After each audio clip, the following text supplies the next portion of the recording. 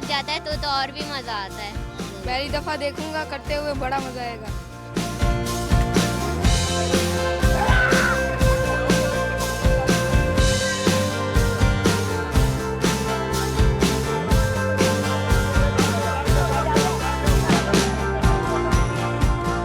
मैं इधर ऊँट देखने आया हूँ, पहली बार देखा है ऊँट कैसे कटता है, पहले कभी मैंने नहीं देखा और आज मैं बहुत खुश हूँ और यहाँ का माहौल भी देख के अच्छा लग रहा है कि बच्चे भी सारे खुश हैं, जब कटेगा तो अच्छी बात होगी।